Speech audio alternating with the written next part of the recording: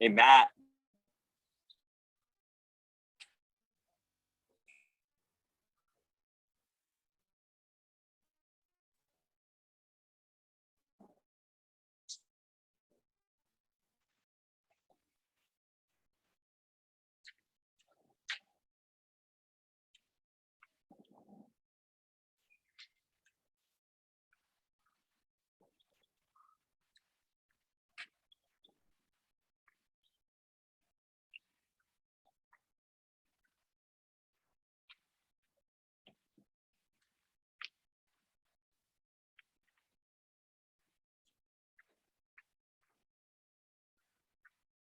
Can you hear me? Yeah, hey, Matt. How you doing? Good, good. Sorry for being late today, man. Nah, no Just worry. dragging. No worry. You, How you I, doing, man? good, good. You must be happy. Your AMC position pretty good, huh? Oh, AMC position. Yeah. Yeah. Funny, huh? What a It kind of is.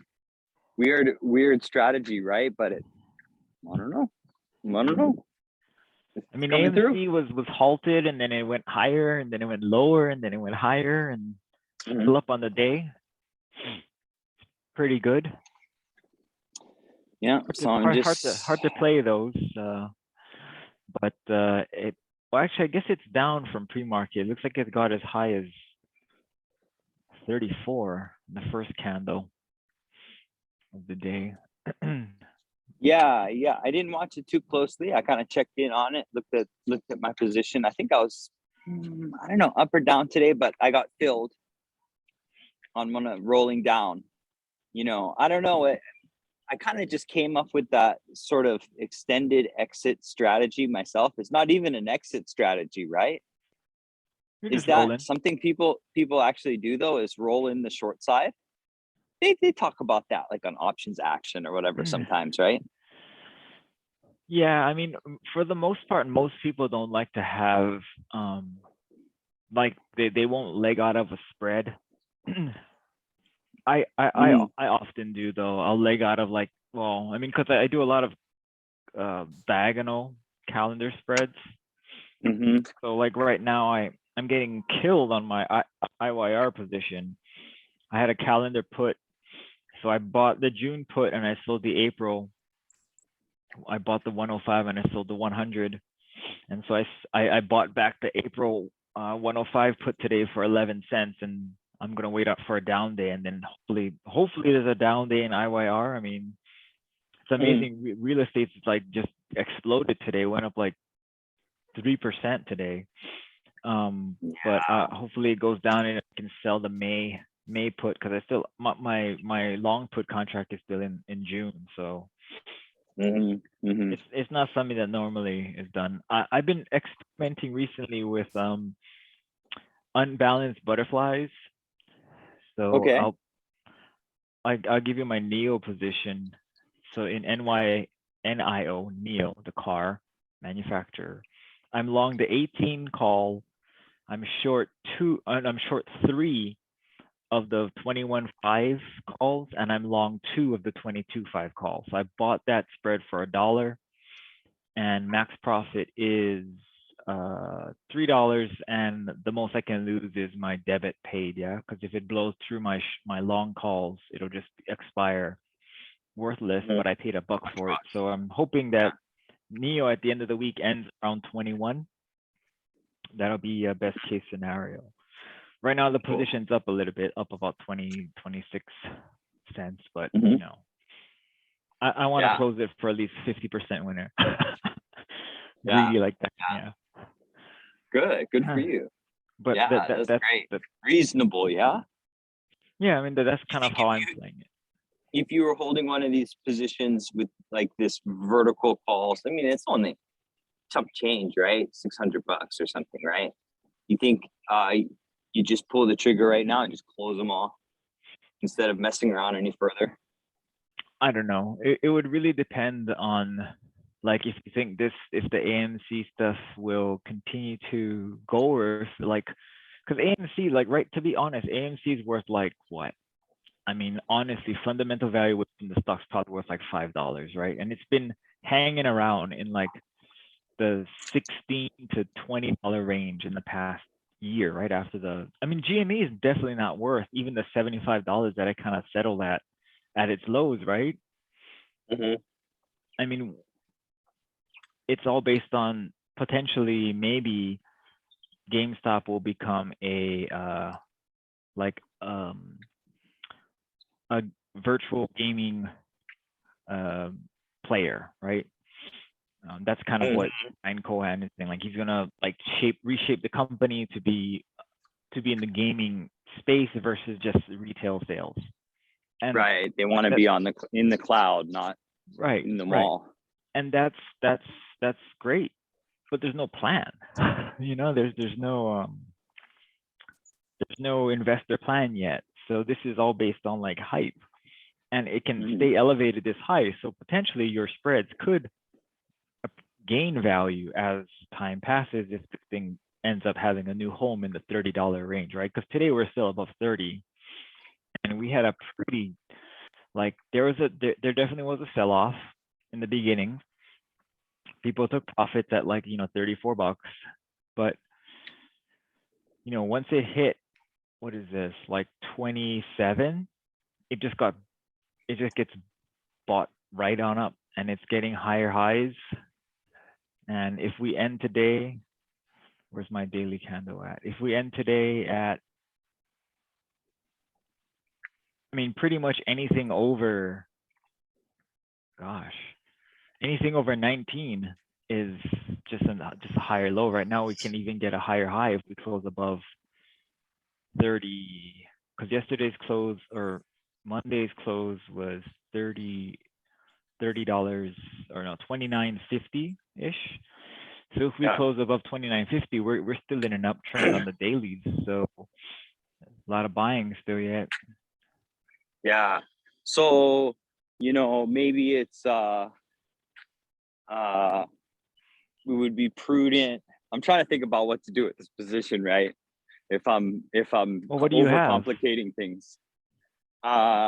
It's not much. It's let me see. I texted it to you this morning too, right? Well, let me look at how it is now. Okay, let me Hold on. Did you make any changes to it? Yeah, I rolled down okay. I rolled down the AMC 16th September 22. So I rolled down from 35 to 30 on my short leg on one of those verticals. Did you not just close up the position then? Instead of closing the position, I just pulled in more premium by narrowing the spread. So, I've got 3 verticals. No. Yeah. I have 3 a of them. June 40-50, a September 30-35, and a January 75-110. Yeah, I'm what is it now? It's a June 40-50. My other one closed already. So I guess September I got that. Yeah. Yeah, September closed, and then the 75-110. Oh yeah, we were talking about that last time, right? You were repeating back to me what I said. Yeah. I was looking at what you sent. Yeah. Right. What to do? So now, the September is all closed out with the profit, and I'm sitting with an overall 228% profit on the position.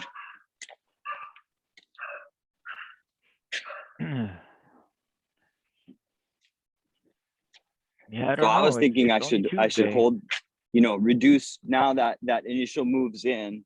I can reduce some of my risk by narrowing the spread, and continue to hold out for,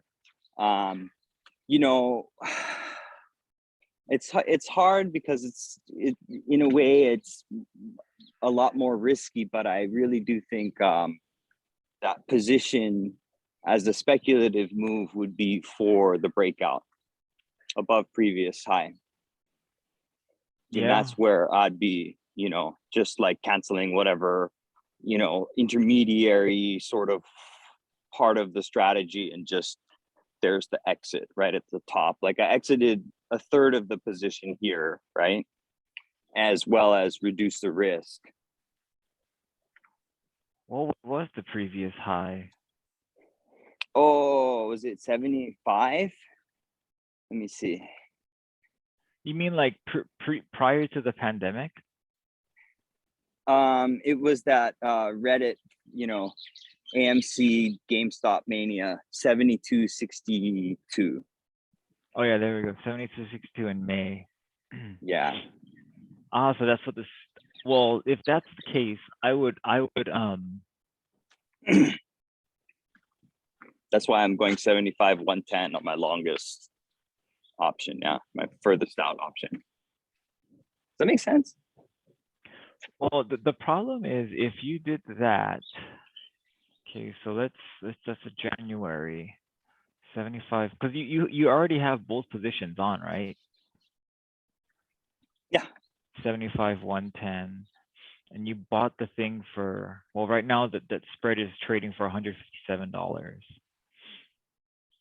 So just to see if what would happen if time went by, you would need the stock to end.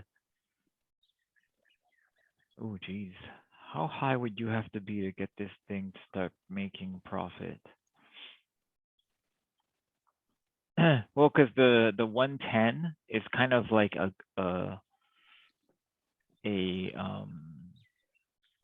cap, yeah, on your position. Right. And how are we going to see it above 110? Give me a break, right? Like, how about You if never that thing know. at some point in time between now and expiration was right between the strikes, right? Yeah, that's probably the time to close. It has to be like, I mean, do you remember how much you bought the spread for? Oh, well, I mean, did you buy the call I'm like a long time ago? 400. I'm $411 up on the long and 286.50 down on the short. Mm-hmm. So I don't remember. I should write this stuff down because that's really good. But I'm just looking off my account screen. It's a pretty good. That means you're up on the position about $100 some odd dollars. Yeah. Well, but you sold the call after you bought the long call, right? So like you pulled out your call kind of. Or did you? There was one where I did that, and then I opened up a couple more. I can't remember which is which. Because like for the call spread, like it would be more prudent, I would think, to actually open up the call spread closer, or you could slowly leg out of. No, you can't leg out because you're. What about rolling both sides down? Rolling both sides in, down, and in. Yeah, that would be the I guess the strategic thing to do. Yeah. Because I'm trying to figure out, because if you're in June, September, because the only way these spreads will mark at full value is when they expire. So if I were to play AMC on the upside, I would be in the weekly, and I might buy like the 25. No, I'd probably buy something a little bit cheaper. I'd buy, if you think it's gonna go to 70, if you think it's gonna break past 75, then I wouldn't buy a spread. I would just buy the 44 call. Yeah. Would I buy the 44 call? No, I'd probably buy the 40. Where's the one standard deviation? I'd buy the 40 call, which is one standard deviation from the current price. Okay. Because there's no point in let it selling blast anything. The strike. Yeah, because right now there's only a 44 call. That's the highest it goes. But the 40 call still has enough. I mean, it's like 30 cents difference from the 40 and the 44. I'd rather Hmm. buy the 40. Gives me a little bit more chance of being right. Yeah. If I were to do this strategically, I would probably do a call broken wing butterfly. Okay. Call broken wing butterfly. So just one leg's missing kind of thing. Yeah. Like you were describing Uh, before. kind of, yeah. I would try and sell. So if I don't think it's gonna go up that high, you know what I mean? If I think that it's not gonna get past today's high, I think it blew off its top. I would Yep. probably do the 39, 40, 44 broken wing butterfly. And could I do this one? I might be able to do it just 1-to-1. Yeah. Okay, we can go low risk trade. You can collect 24 cents. The best case scenario is it ends on Friday at like 39 bucks, 39 and a little bit. You collect a little bit more money, you can sell this thing back. Or it just goes down from here and you keep the credit and it expires all worthless. But you would have to close this position because you have no idea what's going to happen Friday after the close. So I would say right now it's marking at 24 cents. So I could sell this thing and collect 24 cents in credit. I put up 276 bucks in buying power. So if this thing blows through my long call spread or my short call spread, I'd be out. I'd be out 400 bucks for the call spread, but I have an embedded call spread that I'm long for 100 and I collected 24 bucks. So I'm maximum loss on this position is 276. Maximum gain is 123, but that's unlikely. You're probably going to get away with the credit, collecting most of the credit. You could probably sell it if it goes up a little bit tomorrow into Friday, but that's what I would do because I'm not looking to make 1,000% on this position. Yeah. Yeah, exactly. But if you're Right. looking Oh, for the thanks, Matt. moon, I would Right. just buy calls. The moon. Yeah, exactly. Single call options. Yeah. Yeah, I would just buy call. Yeah. Buy a call, and then maybe if kind of what you did in your prior position, I would buy the call. Let's say give a good example. We buy the at the money, or we'll buy the in the money 28 call because that's or 27 because that's where it's kind of been that's where the resistance is, right? You buy the 27 call. I'd probably buy the May 27. Ooh, kind of expensive, 900 bucks. Wow. Yeah. And then I would tomorrow, depending on what the market does, if it still goes up, you could potentially sell off the position, or you could sell a call.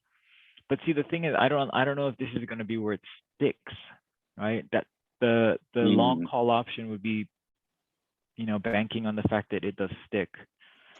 Because if it doesn't stick, then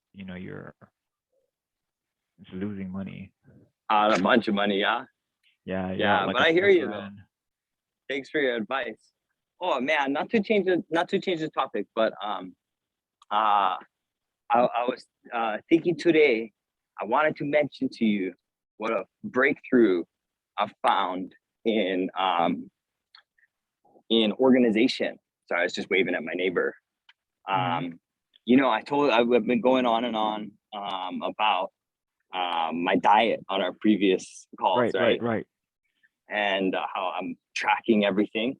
And it's been my intention to kind of just what's the word? Adapt that kind of mindset to time management. Okay. So I don't know. I thought it'd be kind of interesting to follow out a little bit about time management today. Oh yeah, time management. Because, I discovered this app. It's called Productive, and I think I had to pay or something, right, to get all the features. But it's pretty simple. It has a bunch of suggestions, and you can put in your own things you want to do each day, and just categorize it by morning, afternoon, and evening. Yeah, all kinds of things. I mean, let's see. like what are some, let me give you some examples of the things that are on my calendar are like I can remember this because I'm doing these things. Very simple things like brush and floss. I'm not Uh-huh. consistent enough about, I brush, but I'm not consistent about flossing, and that's something every time I go to the dentist, right? I'm like, okay, They tell you. this is the time I'm gonna floss. This is the time, because they're like, don't forget to floss. I always forget to floss, right? And but other things, right? Like house cleaning, 30 minutes, right? Or I'll get to the time part in a sec, but like house cleaning, reading. I Mhm. tried to put the stuff in the morning category for like sort of self-care stuff, actually. Right, right. Exercise and get exercise right now, and stuff like that, right? Mhm. Eating a healthy meal. There's three of those on the thing for the day, right? Morning, afternoon, and evening. I tried to put all my kind of money making tasks in the afternoon, right? Like, for me, it's like very specific things, right? Like calling leads and these different things I have to do, right? Right, right. Research the market, Mhm. make a blog post, shoot video, edit video, and in the evening, I think the most important thing on the whole thing is I decided I want one dedicated hour of family with the phone off, Oh, okay, right? that's good. Not off. I mean, it's there. I could use it to play music or whatever, but it's like on, airplane mode or whatever, do not disturb, so that, it's like, this is like 100% focused on family time, right? Yep. And there's a few other things. Play guitar. I know you're a much better Hawaiian music guitarist than me, but I used to enjoy playing guitar too. So, and for each of these tasks, a few of them are just, something that you do and you're done, right? But Mhm. for most of them, I set timers. Well, check my bills. I missed a few bills and I got late fees this month too, right? All kinds of Oh. tasks that I should just do each and every day, right? Uh-huh. So that's one, I just check it and then check it off, right? Or like organize my time, do writing, right? And Mhm. so 30 minutes. So now it's sort of like how I was, highly structuring my food intake and my exercise. Now I'm highly structuring Sorry. my time that I spend doing these things that I think are important habits I want to do every day, right? Right. Right. So yesterday was my first day. Oh, how was it? Um, it took me until about 5:30 to finish my morning, but I did every single thing, and I was so excited about it. I thought, oh, this is great. 30 minutes to fix the house. There's this part every morning. I see this part of the door frame sticking out, and I'm like, I gotta nail this thing back in there for months, right? And finally, all it took me was didn't even take me 30 minutes, right? To go get the air compressor, get the nailer, set the thing up, make sure I got my safety glasses, nail the thing back in place and walk away, right? You know? And But like, now it's done. yeah, because the physical process of this task in the app, you push the timer and then it's like, oh, I realized that what's holding me back is this sense of infinity Yeah. when I'm doing these tasks, like the yard, right? My yard's going to hell. Part of my language, my yard's going to rot. And it's really hard because I'm like, how long is this gonna take to get me done? To get this done, get me Yep. done. So like, but now it's like, okay, no, it doesn't matter how much gets done. Just work on it for 30 minutes, and it's like, boom, visible improvement. Gives you the Out there, it gives you you that know, motivation, right? That momentum. right? Instead of burning myself out on stuff and then hating it. Yep. it's you remind me of this book that I read called Atomic Habits, and it's I'm where reading it right now. My oh friend gave it okay, to me. Yeah, I read it. I started it yesterday. Well, during my 30 minutes of reading. Well, I Go read ahead. that book a couple times, and it just a reminder that like you need to have things, little things on autopilot. So that's what I do, right? Like I don't even think about, like you said, you have brushing teeth and flossing. Mine are just ritualistically. I cannot progress with my day unless these things are done. I mean, it kind of does add like a bit of, I don't know what that word is. Is it rigidness to your day? But I feel like if I don't have that, then my day will not never really begin. And so I've recently, just like last week, decided that I'm gonna just close out all my tabs at the end of the day, because if I didn't get to it, it's not gonna get done. Because like for a month or so, you know how you look, you research stuff and you got all these tabs open and you think, okay, I'm gonna, that's cool, and you're just like, I don't know, I'm like, you Yeah. open up my window and my wife would be like, Matt, how do you have like four windows and each window has like, microscopic little tab things on them where you can't even really see what the title of the tab is. And I Hmm. said, well, Hmm. I got a lot of stuff on my mind. I got to look at all these things. And then now I'm like, you know what? I open up my computer and I'm like, holy crap, where am I going to start? And so now I'm just like, you know what? If I can't get done, it's not. And I have to be better at prioritizing which tabs and which things I actually dive into and which things are just kind of there for fun. Hmm. And that's where I think, having those like automatic things that you do and that prevents you from, like, right when you start your day, you're like, what the hell do I do, like where's my time? You just say, Yeah. hey, this is what's important. And for you, you're building your flossing and brushing teeth, and maybe in 6 weeks it'll become automatic and you won't even think about it, and you can now dedicate more of that time to other things, right? Now your mental power will not be focused on, okay, I got to do this.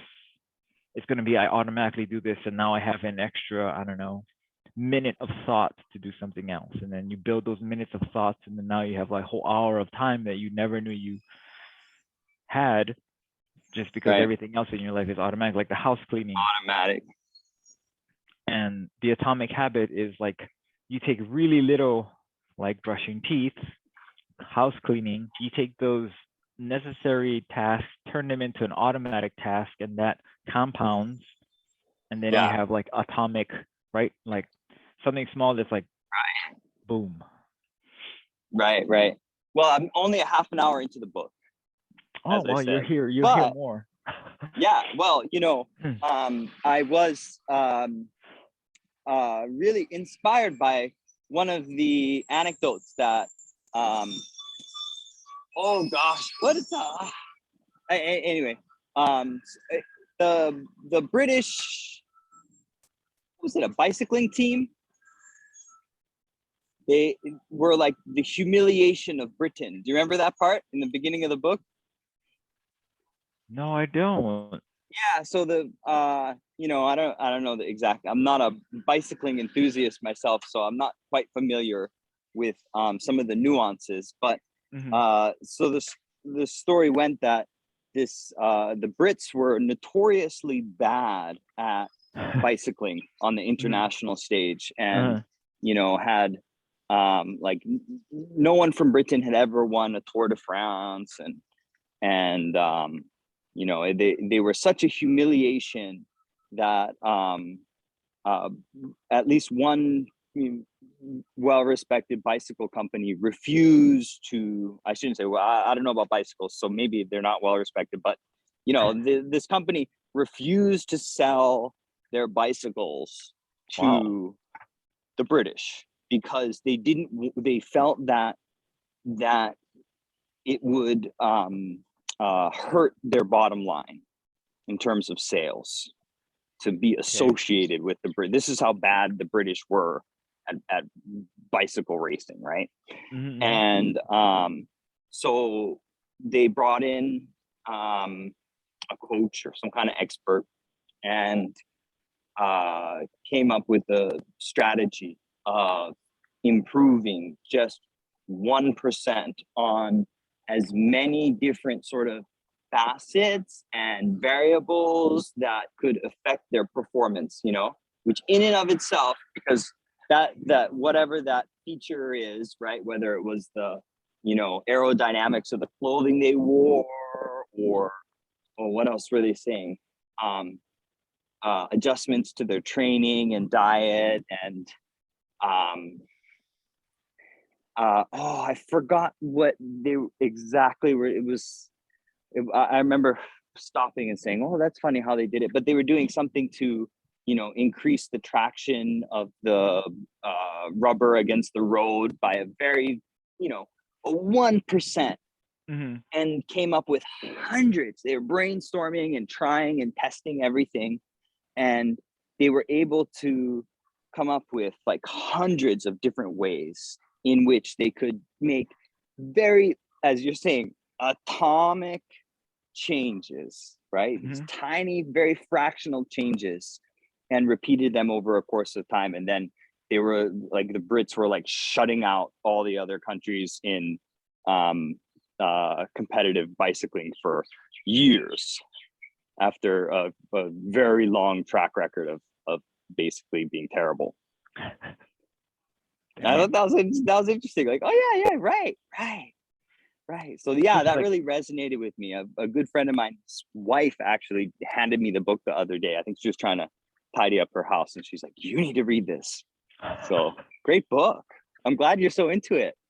Yeah, I have I mean, if my Audible is like full of a lot of books like that.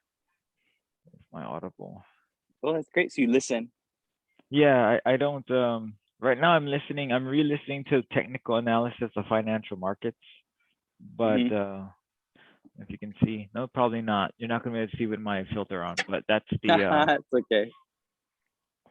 The technical analysis of financial markets. And I mean, I finished reading MetaHuman. Cool. The compound effect is kind of the similar theory as that book, The Power of Now by Eckhart Tolle. Heard of that one? Really good book. The Psychology of Money is a really good book. You don't get to know this until the end of the book, but the guy who writes it actually is a money manager. Oh, okay. And it's funny because a lot of them out there, huh? It's funny how he actually says that he doesn't do any of that anymore. All he does is invest in like index funds and doesn't think about it. That it's not worth his time to even think about any of that. And yeah. Well, there's always a season for things, right? Yeah. It was worth his time at one point in time, and now it's not. Yep. Right. And he decided that he's just gonna raise his, spend time with his family, his kids, and that's it. Yeah. And do you think that was a result of him not having a balance, like him being at that position is him not balancing his life, work, family time effectively? A lot of these books are like, when you reach a point, you're like, what the hell's going on? Right? Like if you read like a lot of these books that I have here, like the 4 Agreements, I got that one. Make It Stick, Ultra Learning, Leaders Eat Last, Deep Work, Start With Why from Simon Sinek, Trading in the Zone. All of these people have like reached this point when either stuff's completely broken or stuff has been working so well that when it breaks, they have to figure out what they've done and where they have, where, right, the beginning, the end, the middle, what happened, and then they tell the story. And I feel like for which one were we talking about? Well, you said we were talking about Atomic Habits. Yeah, Atomic Habits and The Psychology of Money. Those books, they're written by people who probably have had like breaking moments in their life that were able to allow them to break down what's going on and then write a book about it. I think the guy who writes Atomic Habits has like 4 or 5 different books that kind of harp on the same like little things make a big difference, but in different like books, different stories. Yeah, he was saying he was starting kind of with web, with blogging, and that his initial following was like a email subscription. Yeah. And then he did a number of things in terms of consulting and development and sort of giving speeches and stuff like that. So it went on. All these books, I think they really they have a certain. I'm not criticizing the content here, so don't get me wrong, but I do think all of these books have a certain structure. Not all of them, but like Atomic Habits seems to structurally, not in terms of what they're saying, but in terms of how they're kind of presenting the book, feels like Tony Robbins. I don't know. Tony Robbins probably didn't invent it, but so it had. That's I really liked it at first when he talked about the author was describing himself, because I forget the exact line he used, but there was a certain humility to it. There was a kind of a line there that was actually very self-deprecating, and I found that as a reader to be endearing. And then it got into this thing where they always go through their whole. I guess it's of course appropriate for them to talk about their kind of like CV or resume items and their achievements and whatnot. And he made some kind of comment about don't let me toot my own horn, and then he goes on to like really describe that, and that part I don't know, I always kind of skip over it a little bit. I don't know, I just want to hear what they say. I guess their qualifications and achievements are important, but I just want to judge the content by what it is, and I don't know. So my wife is the same way. When we're reading some of the books, she's like, "Get to the point. Like, what is the point?" And the problem is, and we read we read a case study every night about what she's doing in sleep medicine, and then we try to talk about the case. And she says that it's really hard when the case doesn't give any kind of new content for her. Like, right. If the case is like, something she would already know exactly what to do, and And I said, well, this book isn't written for specifically you. So these 7 pages of like backstory, case analysis, and this whole thing provides new practitioners with kind of a way to take abstract concepts and see them in practicality, right? See them in life. And same thing with books. So I've read, I have over 50 Audible titles, and I have a Kindle subscription, right? So I read a lot. And so you can kind of figure out what the author is trying to do. And if they wanted to provide you with a checklist or a bullet point, they could. It'd probably be 5 or 6 pages, a lot of these books, don't have that much. I mean, the book I'm reading now is like a mathematical book. So this book is more of a scientific book than it is a story book. But a lot of these books are storybooks, and I feel like every author who writes this type of book is like a Tony Robbins. They kind of show you narratively what's going on and how that has changed either the person they're telling the story about or their own life. And then they tell you, they break down like, okay, these are the different steps. And even within those little individual steps, they'll show you a place where it worked for some other example.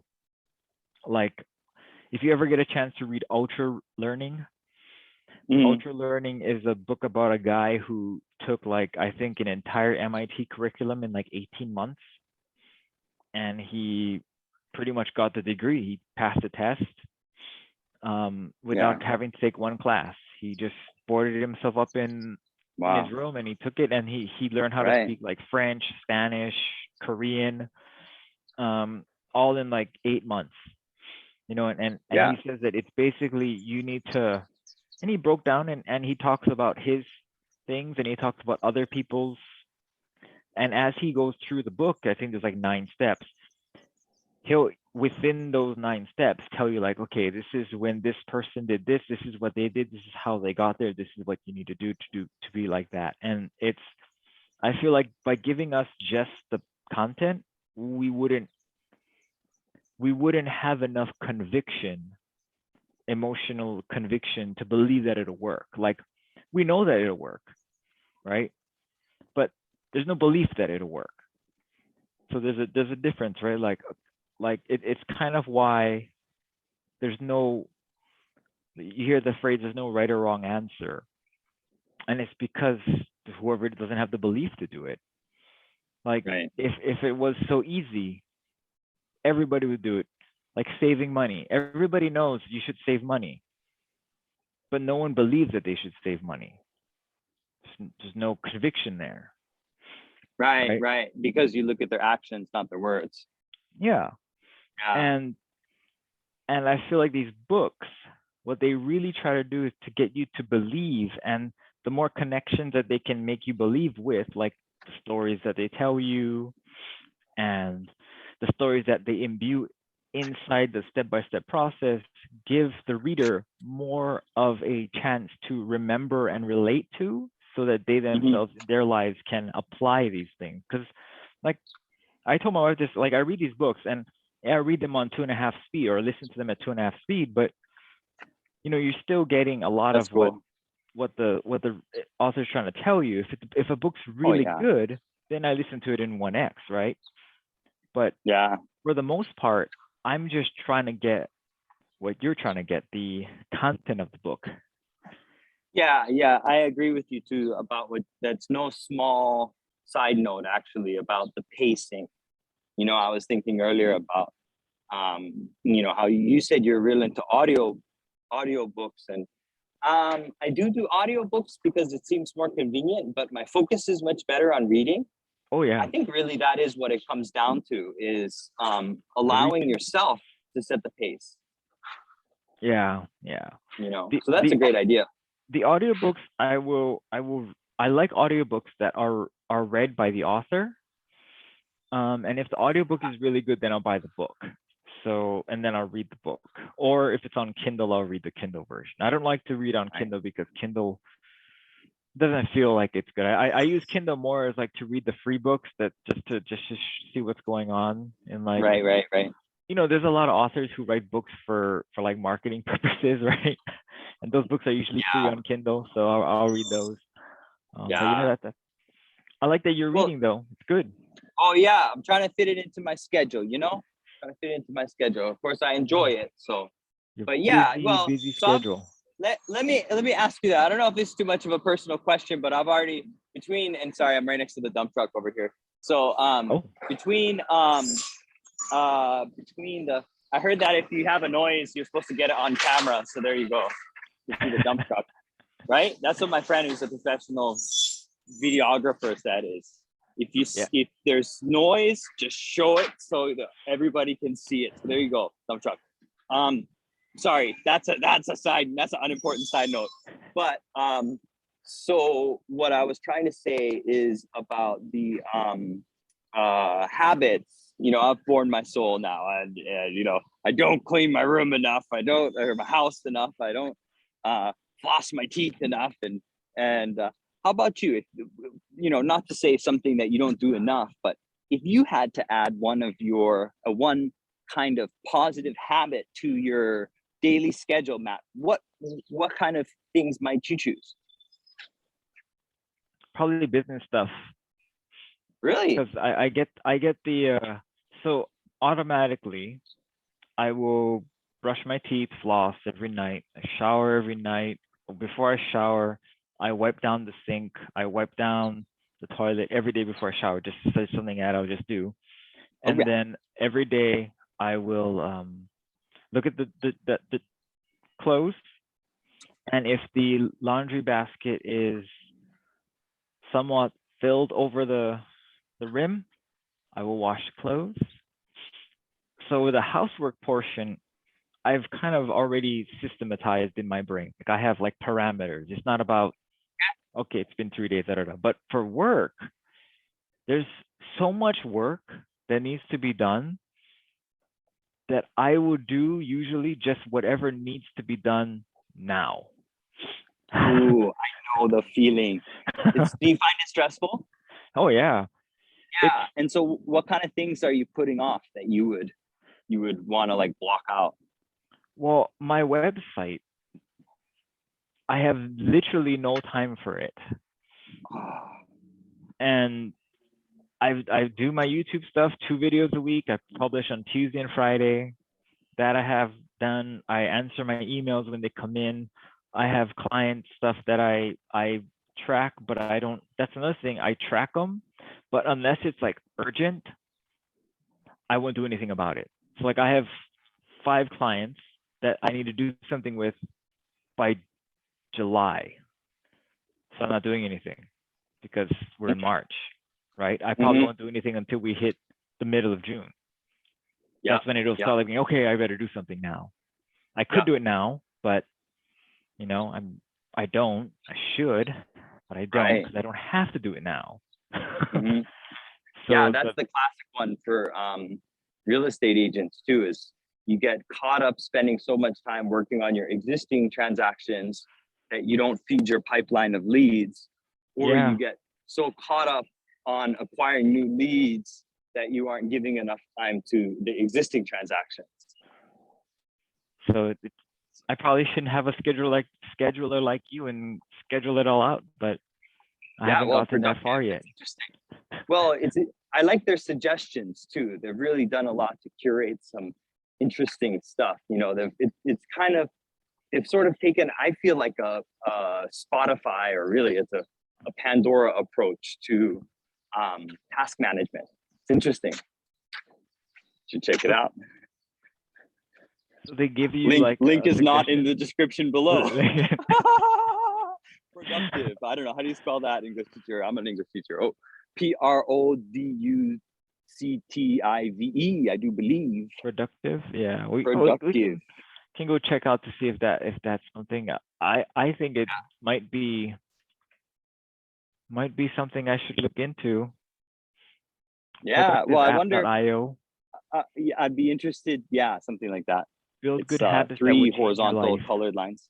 Yeah, I'd be interested to see which of their suggestions you know. Oh, I didn't, because that was the fun part too. That really got my mind going, was because it quickly started warning me, hey, you're adding too many habits at the same time. Success is built, small steps at a time. But I really just jumped in. I just jumped into it. I couldn't help it. It was too much. Looks like it. Habit tracking app. Yeah, neat, huh? I think it might be something that I need to look into. Sorry, my roommate over here. Yeah, I think so. Yeah, no, I mean, just to play around with, if anything. It's fun. No, look, here's my wife. My wife is home too. You met my wife before, right, Matt? Well, in passing, I think. Oh, okay. Here at the gym. Wave at Missouri. Hi. Hello. Hello. I know it's been a very long time. Probably. Yeah. Texas is hot right now. It's 77 degrees Fahrenheit. He says Texas is hot. 77 degrees. It was 90 yesterday. It's like almost the same thing as over here. That's wonderful. Yeah. And it doesn't. It'll be 42 degrees on Friday, I think. Well, you know what they used to say in Massachusetts. If you like the weather, wait a minute. Is that what they say? I don't know. That's what my dad used to say. They said, when I lived in Massachusetts, I only heard my dad saying it, but it was absolutely true. If you like the weather in a lot of places, just wait a minute. And even in Hawaii, right? Even in Hawaii, but we're gonna have to save it for another day, man. Well, we can thanks talk about again the weather. for spending time. Yep. Yeah. Let me know. We should. You know what we should talk about? I'll get on my real estate agent, realtor associate, soapbox sometime, and let's talk about sea level rise. because they've got some maps and some scenarios and stuff like that. It could be really interesting to look. I mean, maybe, Texas does have a shoreline, right? We do I Corpus don't know how it Christi. affects We have Texas. islands. Like And there's a stretch of some island out in the south by Houston.